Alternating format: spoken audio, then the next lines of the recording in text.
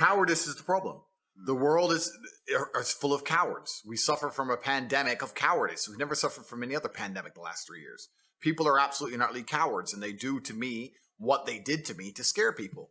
If you tell the average person you're going to lose contact with basically everyone you can speak to, you're not going to have a voice anymore, you're not going to have a bank account, you're not going to be able to make money online, you're not going to be able to move anywhere, you're not going to be able to transact, we're going to wreck you head to toe, the average person can't deal with that, right? On top of the fact that the average person is employed and they're scared of losing their job, scared of their employer. I'm in a unique situation because I'm extremely difficult to hurt. But the average person, as soon as you hurt their money, their life is over, right? And that's what we've got. We've got to a level of cowardice amongst the population where people are just going to sit there and ignore objective reality because they're scared of having this cancellation weapon used against them. So yeah, you're right. It's not that people don't agree with us. It's not that we're not saying the things that everyone knows are intrinsically true. It's that everybody is afraid to say it. And that can only end when everybody stands up and stops agreeing and playing this game and stops being cowards. We need mass numbers of people to say, no, I'm allowed an opinion. Mm-hmm. You know what? Nigel Farage, and since UKIP ended, I don't even know about his politics nowadays. I don't even know what he's doing. But he said something that was really interesting. He was asked about who runs the world. And I guess the person was trying to set him up for a question about the elites. And he said, truthfully, I'll tell you who runs the world. We do. Yes. Because we decide how much of this crap we're going to put up with. The problem is we're putting up with too much of it. Problem is everyone's a coward. And you're right. I get the same thing. Wow, thanks for saying it. Why don't you say it? And everyone is just terrified. And it really is truly crazy because fear has always been the control mechanism of man. The worst things that have ever happened in any society or any civilization since the dawn of fucking records has been done under the name of fear. Get the population afraid. What did Goebbels say? The propaganda minister of the Third Reich. Once people are afraid, give them a common enemy. They'll do anything you want. That's the Nazis knew this. Everyone knows this, right? So it's a basic playbook, but I think it's also a larger issue. I think that things like making sure people are semi-depressed, making sure people are divided, making sure people are selfish, making sure people are self-obsessed. They're trying to destroy people's will to stand up and care about anyone other than themselves. And once you do that, couple in with the fact that if you start to care about others and genuinely care about the world, you'll ruin your own life. Mm-hmm. It just makes people shut up. Yeah.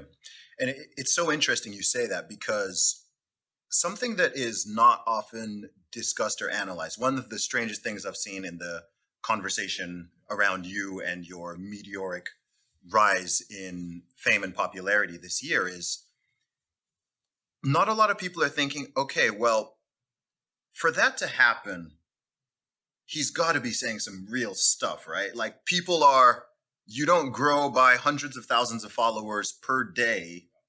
Like I've been following you for years, but I think at the beginning of the year, did you have maybe 500,000 Instagram followers? Yeah. And by the time they took you off, you had about 5.7, 5.8 million. Yeah. This is in the space of a few months. So even when I was talking to people who, say they don't like you or don't like, I'm like, look, even if you don't like the message, you don't agree with it, rather than why don't you think about, okay, what is it? What's happening in the world? And what is it that this man is saying that this is resonating with so many people to such a strong degree? And it seems like people wanted to just skip over that and go, but these people can't think. These people cannot think. Yeah. It's almost a sad realization when you wake up and understand that there's a large contingent of the world who cannot think. And when I say that, I don't mean that in some kind of, semi-sarcastic I mean that literally. Mm. There are people who have a strong emotional reaction to subjects they completely don't understand. There are people out there who will stand up and say, I hate Andrew Tate. Why? I hate him. He needs to go to jail. Yeah. Like, okay, why? I hate him. Why? They don't know why. Once the Matrix can program an emotional response into you, and you can't even logically, with your own words, explain why you have that emotional response, you're completely a slave mind. These people don't think about anything. They believe what they're told to believe. They're emotional about what they're told to be emotional about, in the exact direction they're told to be. And that's what the Matrix wants. It wants to be able to say a name and tell the world to hate them without even giving a reason, and just get what they want. These people are so far gone. These individuals who they cannot logically explain their own emotions are so far gone, it's ridiculous. As an adult, what you need to do is seriously analyze every strongly held belief you currently have and work out where it came from. Is it personal experience? Is it from somebody who I care about and who I trust? Is it from what the news has said? Why do I believe this so much? Why do I have an emotional response to this? Where did it come from? People don't do that. They just sit there, watch the news, watch social media. I'm supposed to hate this guy, so I now hate this guy. So I know exactly what you're talking about, Zuby, because you're right. These people cannot think. They cannot even give a reason. There's a guy on TikTok who walks around and says, have you heard of Andrew Tate around college campuses? And people go, yeah. And he goes, do you like him? And they go, no. Why? He's a misogynist. What's misogynist mean? And then they can't answer. They don't know what they don't even know what it means. Like it's almost sad. But then you live through the last 3 years and you realize that, yeah, people can't think. There's a large contingent of the world that truly cannot think. It's scary. Yeah, it is kind of scary. I mean, it's so interesting because as someone who knows you, and privately and publicly, I've defended you a lot this year because people have been saying super wild stuff, and people don't. I posted actually when were we in Romania? 2020. Yeah. I posted. It was while they were in the process of taking away your accounts. I posted a photo.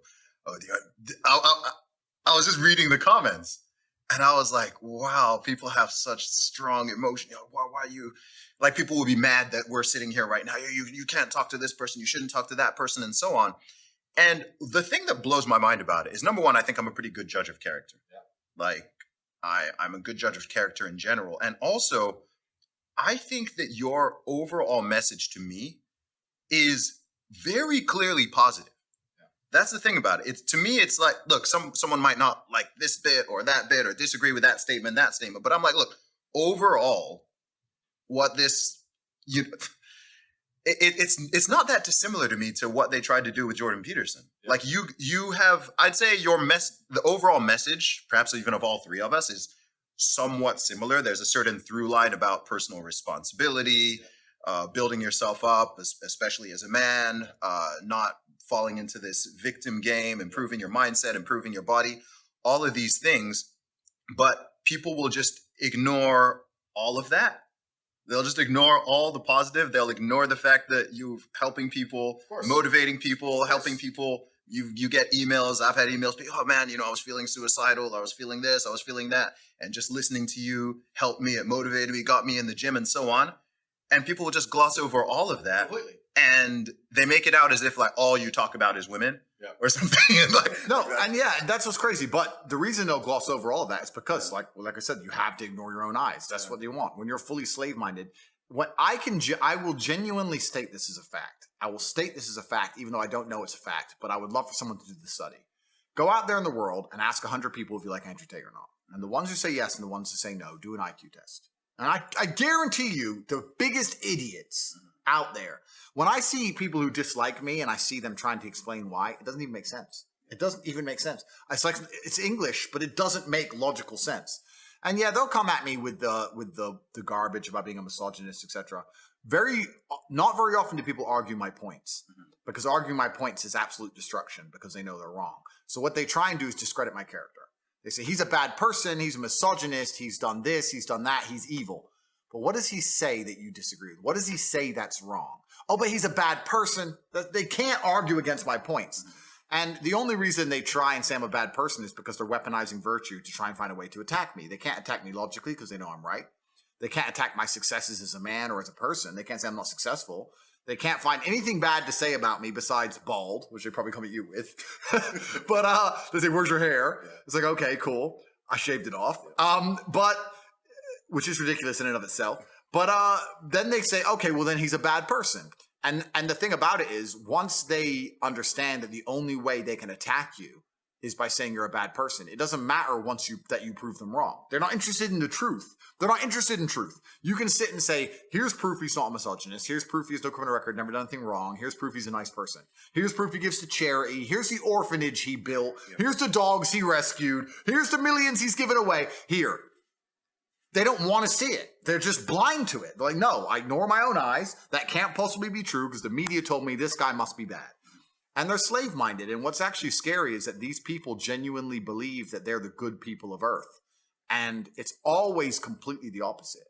those who can be programmed by the media machine and the matrix to just be slave-minded and not think for themselves are the exact ones who always commit the most atrocities. These are always the people who end up doing the most heinous shit. And when you ask them why, they're like, oh, well, at the time, I just, just put on the gas chamber, newspaper told me to, oops. That's who these people are. So whenever I see a slave-minded person, it's not just a matter of going, oh, well, you're a dummy. I look at them with genuine disdain.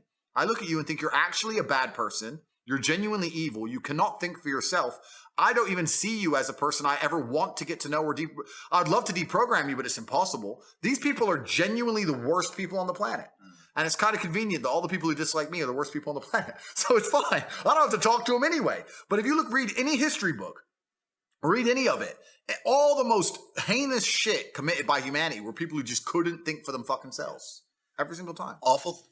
The worst things that have happened and that happen, I don't believe happen because most people are malicious or evil. I think it's that they are cowardly. I think a lot of it is cowardice. I think most people would rather be in the majority than be right.